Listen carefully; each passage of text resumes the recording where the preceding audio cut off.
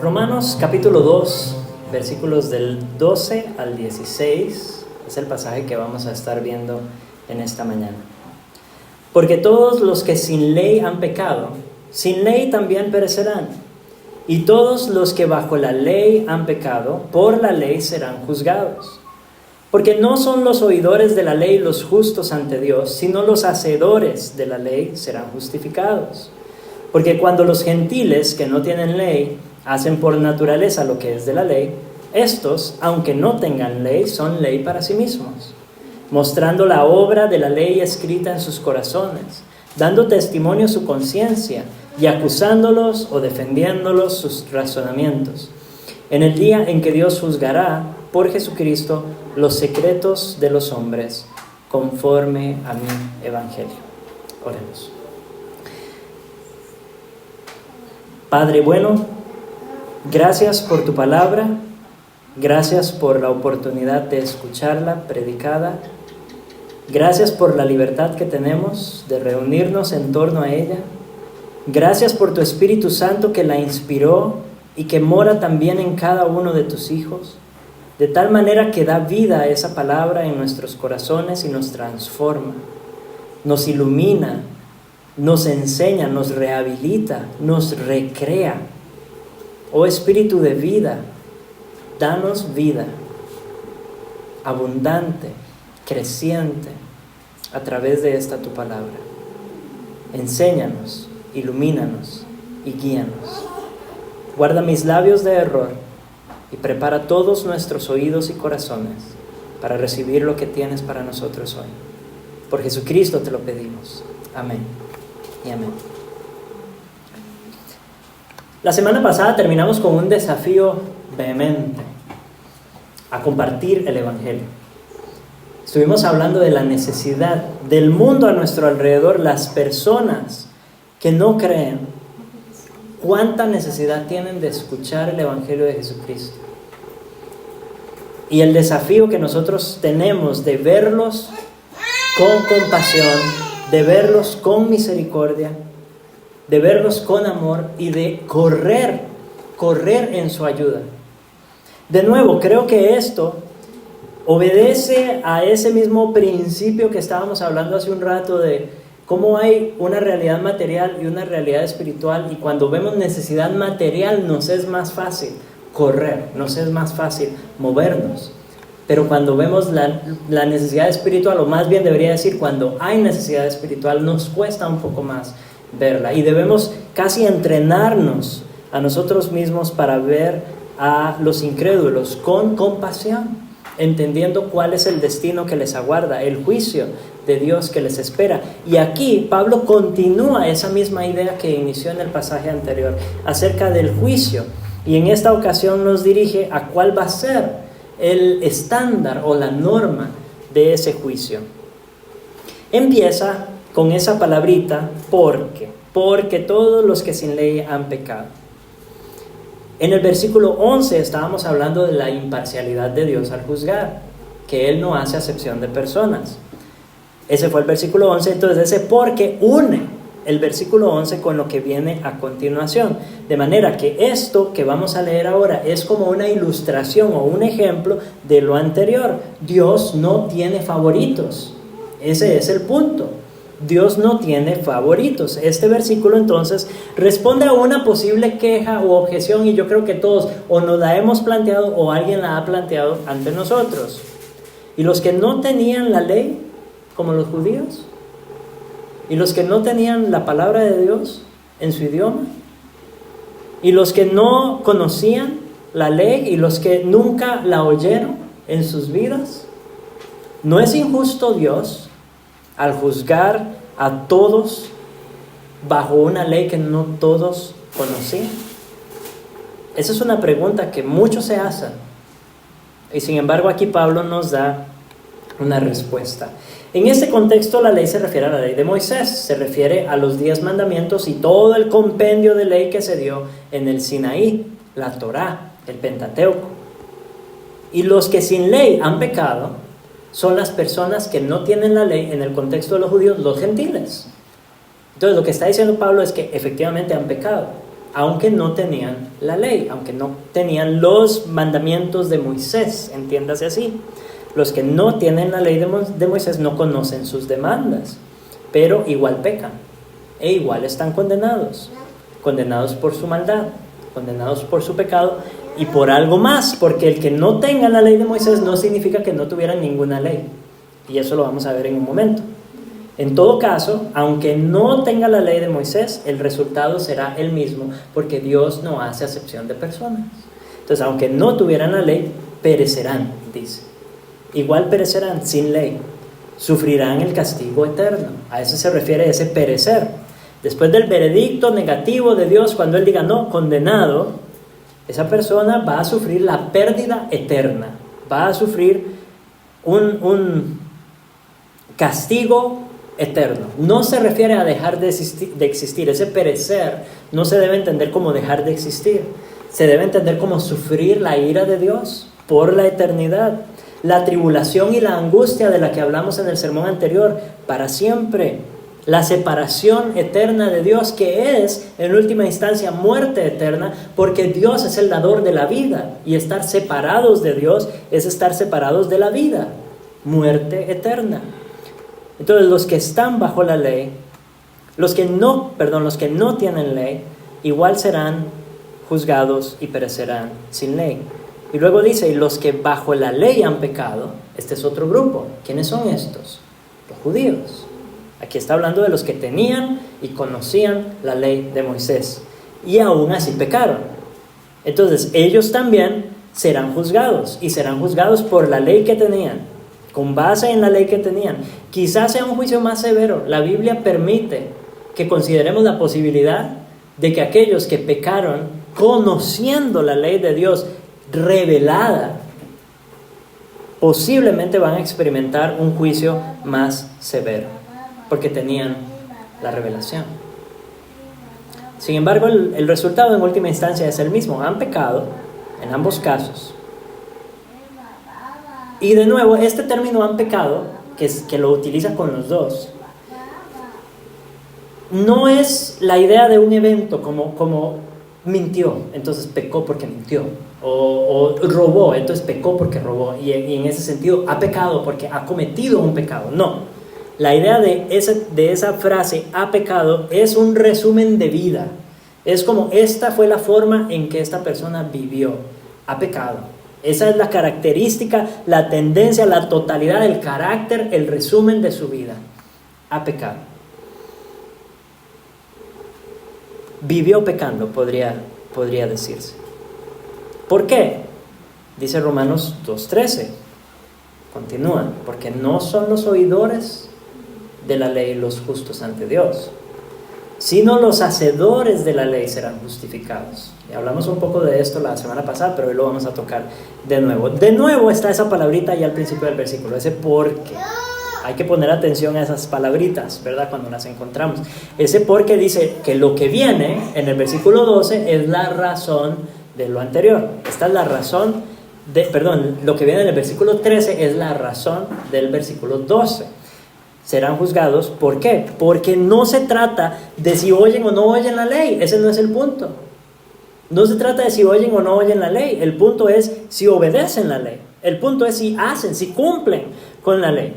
En el caso de los judíos, simplemente tener la ley, simplemente haber conocido la ley, tener la tradición de la ley, tener la Torá desde Moisés y jactarse de eso y decir que porque tienen la revelación de Dios van a ser salvos, eso no es suficiente. Cada día de reposo ellos oían la ley en la sinagoga, todos los días escuchaban la ley. Eso no significa que la guardaran, no significa que fueran justificados. Dice, sino los hacedores de la ley serán justificados. Y de nuevo, como vimos el domingo pasado, aquí está hablando en teoría, ¿cierto? O sea, que si alguien pudiera guardar la ley a la perfección, si alguien pudiera obedecer la ley perfectamente, ese sería justificado. Porque solo se pueden justificar los que obedecen la ley. De nuevo, no como un evento. No como que no mintió, entonces guardó la ley en eso porque no mintió. O nunca mató a nadie, entonces guardó la ley en eso porque nunca mató. O nunca robó, entonces guardó la ley en eso. No es eso. De nuevo, es una tendencia de vida, es un resumen de la vida. Vivió guardando la ley, vivió haciendo lo que la ley demandaba. ¿Y qué es lo que demanda la ley en última instancia? Porque alguien podría decir, no, yo soy bueno, yo me conformo a la ley, yo no le hago daño a nadie, como el joven rico cuando llegó donde Jesús. ¿Qué me falta? ¿Qué me falta? Porque yo todo esto lo he hecho desde mi juventud. La respuesta, o más bien la pregunta que deberíamos hacer es, ¿ha glorificado a Dios con su vida en todo momento, desde el momento en que nació hasta su último aliento? Se puede decir que el resumen de su vida es que vivió para la gloria de Dios, porque solo ese será justificado. Solamente ese será declarado justo. La conclusión, mis hermanos, a la que debemos llegar, y está bien llegar a esta conclusión, es que nadie puede. En estas condiciones, bajo esa condición, nadie puede ser justificado, porque ninguno de nosotros puede guardar la ley a la perfección. Ninguno de nosotros tiene ese resumen de vida. Nadie puede salvarse por la ley. Ese es el punto de Pablo. Y Pablo está machacando este punto antes de llegar al Evangelio y antes de presentar la obra de Cristo con claridad. Primero nos desarma. Lo primero que hace Pablo es decirnos, usted no tiene esperanzas en sí mismo. Usted no se puede salvar con su propio esfuerzo. Usted no puede guardar la ley. Vea, no basta venir a la iglesia todos los domingos a oír la palabra de Dios predicada. No basta leer la Biblia todos los días en su casa. Usted se puede sentir muy bueno porque lee la Biblia todos los días, pero no es eso, ese no es el estándar. Dios no va a decir, porque leyó la Biblia todos los días. No, es el que la hace, el que la cumple a la perfección. Ese es el que recibe salvación. No basta esforzarse todos los días siquiera para vivir conforme a la voluntad de Dios, porque por más que usted se esfuerce, no va a lograrlo. No puede alcanzar la perfección de la ley. No puede alcanzar la perfección de Dios. Ni siquiera basta hacer cada día más cosas buenas y cada día menos cosas malas. Porque aunque usted, digamos que después de hoy, usted resuelve así, decide que va a aumentar sus buenas obras y que va a reducir sus malas acciones, y tal vez lo logra, aún así hay malas acciones. Aún así tiene todos estos años, hasta el día de hoy, por los cuales pagar. Entonces ninguno puede salvarse por esfuerzo. Ninguno puede salvarse de esta manera. Eso no salva a nadie. Para agradar a un Dios perfectamente santo, se requiere una vida perfectamente santa. Ese es el punto. Un Dios perfectamente santo demanda una vida perfectamente santa. No podemos. Es imposible. Y es por esto que Jesús es central a nuestra vida y al mensaje del Evangelio. Central, absolutamente necesario, absolutamente indispensable. La única manera en que podemos ser verdaderamente justificados ante Dios, es que alguien sea perfectamente obediente y me regale esa obediencia. Es que alguien ponga a nuestra cuenta su perfección. Y eso es lo que hace Cristo al salvarnos. Su obediencia perfecta es la que nos justifica. Si lo piensan, no hay contradicción. Sí somos salvos por obras, sí somos salvos por obediencia perfecta, sí somos salvos por santidad perfecta ante la ley. Eso no cambió. Lo que pasa es que no es la mía ni es la suya. Es la obediencia perfecta y la santidad de Cristo, que ha sido imputada a nuestro favor. Si usted ha creído en Cristo para salvación, ya ha sido justificado irrevocablemente. Descanse en esa verdad. Descanse. Use la ley ahora adecuadamente. Use la ley para darle gracias a su Salvador, mediante una vida cada vez más agradable a Él. Ese es el objeto de la ley ahora para nosotros. Y lo he dicho 1000 veces y lo diré de nuevo y cada domingo si es necesario, hasta mi último aliento. No guardamos la ley para ganarnos el favor de Dios y llegar a ser salvos. Guardamos la ley porque ya Dios nos salvó y estamos para siempre en su favor. No guardamos la ley para ganarnos el favor de Dios y llegar a ser salvos. Guardamos la ley porque ya Él nos salvó y estamos en su favor. Esa es la razón por la que usted y yo, mi hermano, mi hermana, guardamos la ley. Si alguna vez duda de esto, si alguna vez pierde esta seguridad, es porque ha quitado su mirada de Cristo. Ha quitado su mirada de la gloria de la cruz. La ley no puede salvar. La ley solo puede condenar. Y el versículo 14 continúa esa idea y de nuevo nos encontramos con la misma palabrita. Porque, otra vez, en este caso, una vez más, está introduciendo una ilustración. Ahora de qué significa sin ley. Y cómo vive esta gente que no tiene ley. Dice, porque cuando los gentiles que no tienen la ley hacen por naturaleza lo que es de la ley, estos, aunque no tengan ley, son ley para sí mismos. Entonces, ante la pregunta, ¿cómo pueden ser juzgados según la ley los que no tienen la ley revelada? Es porque sí tienen la ley. Aunque no la tengan escrita, los gentiles hacen por naturaleza lo que está en la ley porque está escrito en sus corazones. Es parte del diseño de Dios en el hombre. Y ustedes lo han visto, es parte de nuestra experiencia. O quizá incluso ustedes antes de ser creyentes vivieron esta realidad. Algunos incrédulos, algunas veces, hacen algo que la ley demanda, ¿cierto? Y lo vemos a nuestro alrededor. Eso es porque tienen conciencia, hay una idea general de lo que es bueno y lo que es malo. Y lo vemos en todas las culturas alrededor del mundo. Y por eso Pablo dice que no importa si no tienen la ley, no importa si son los indígenas que vivían en América antes de que llegara Colón. Van a ser condenados conforme a la misma ley, porque esa ley está escrita en los corazones de todo ser humano, desde Adán y Eva, y para siempre. Entonces pueden ser juzgados conforme a esa ley.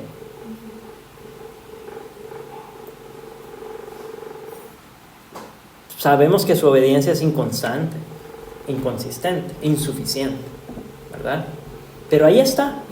Hay algunos chispazos.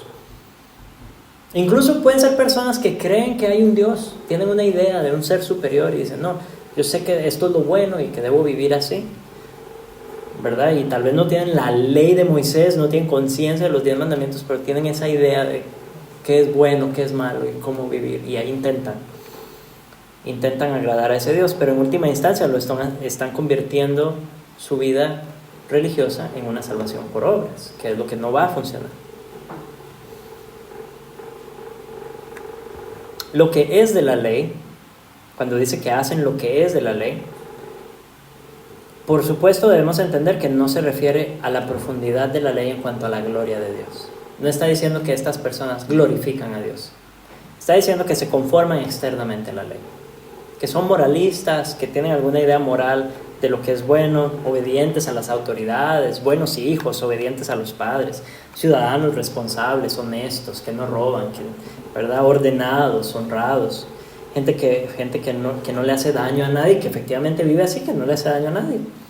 No está diciendo que cumplen la ley en su sentido profundo y real, pero sí que son sensibles moralmente a la ley. Todos conocemos gente así. Y un peligro en el que caemos, yo creo también, es pensar que las personas buenas no necesitan el Evangelio. Es un error que podemos cometer, porque es muy evidente cuando alguien vive en pecado abierto y entonces sabemos que necesita de Cristo. Pero ¿qué pasa con ese amigo, ese vecino que realmente es buena gente? Y yo he escuchado cristianos decir, no, vea, esta persona, él es súper bueno, o sea, Dios lo bendice, como que estuviera bien, como que esa persona estuviera bien. Pero lo que determina delante de Dios la posición o la eternidad de alguien no es qué tan bueno sea externamente, es que debe cumplir la ley a la perfección, y como eso no lo puede hacer en última instancia, es si cree en Cristo o no. Es el Evangelio de Jesucristo.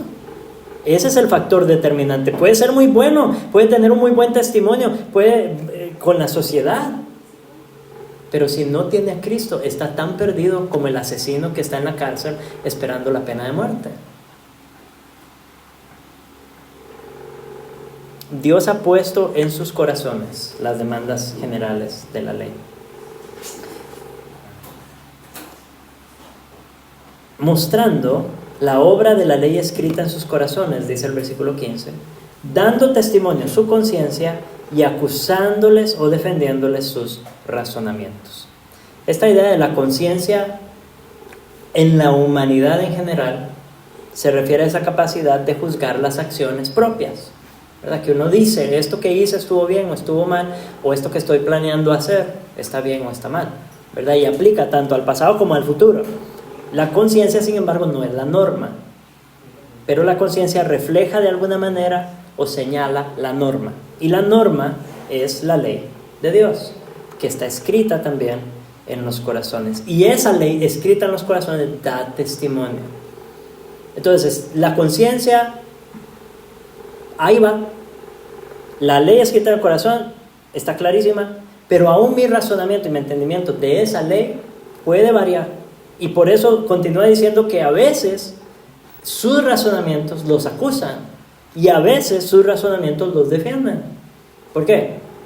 Porque aunque saben lo que es bueno y lo que es malo, somos tan pecadores que podemos empezar a cambiar nuestro entendimiento de lo que es bueno y lo que es malo.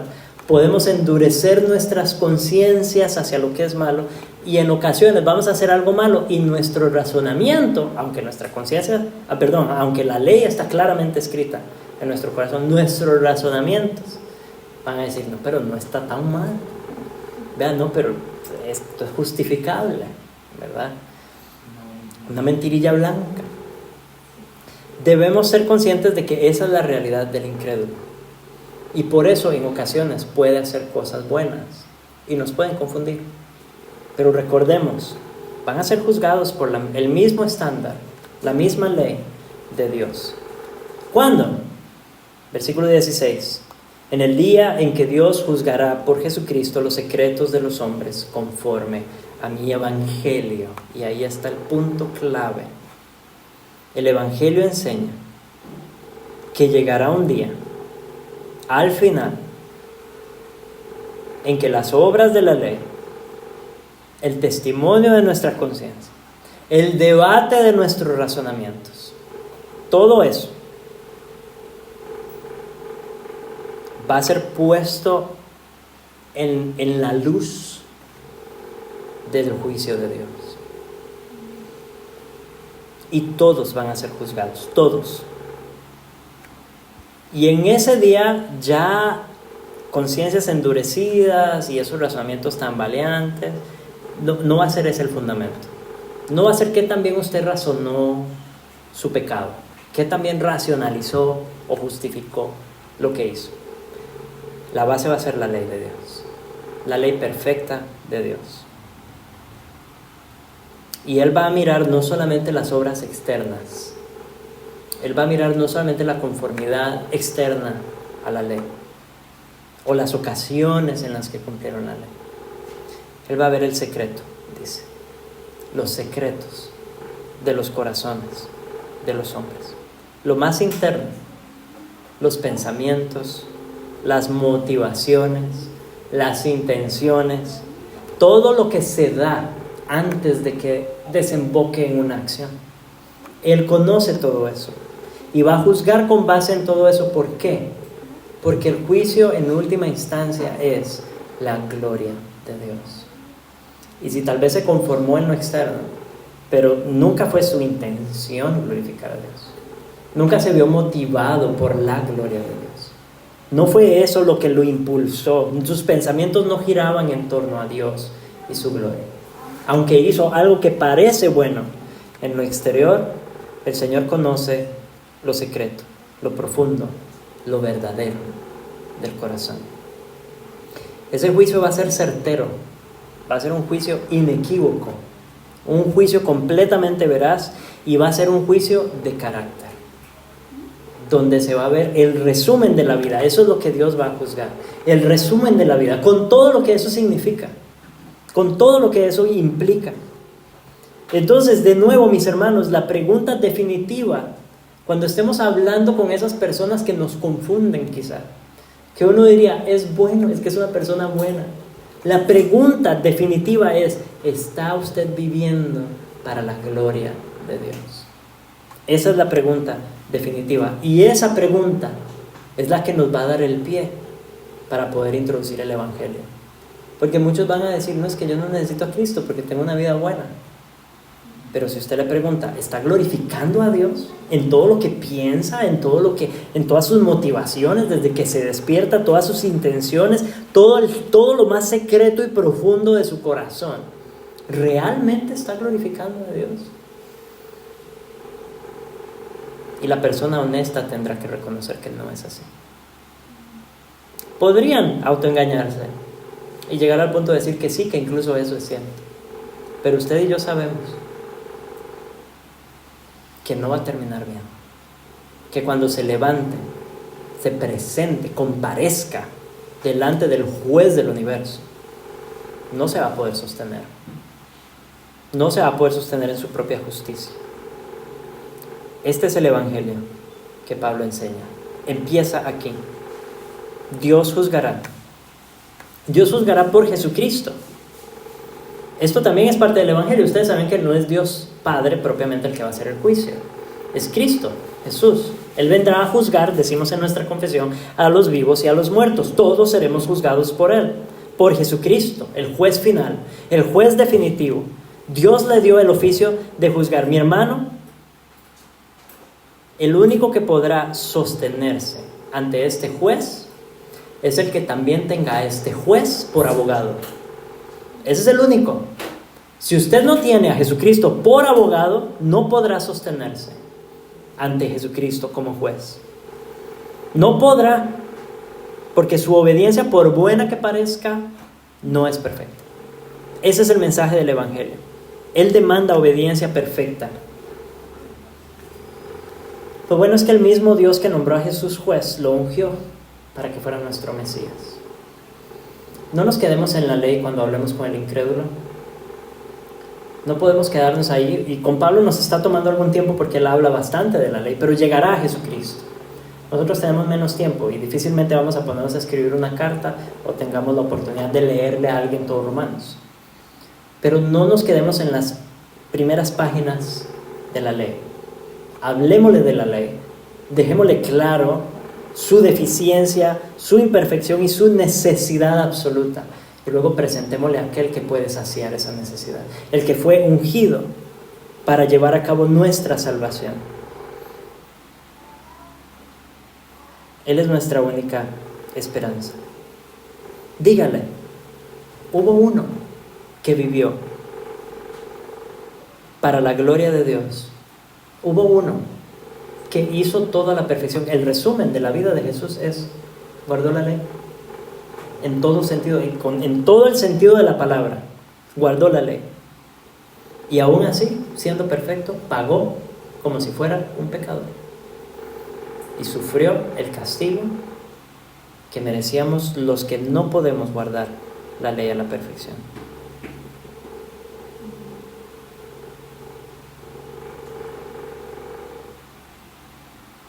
No hay otro.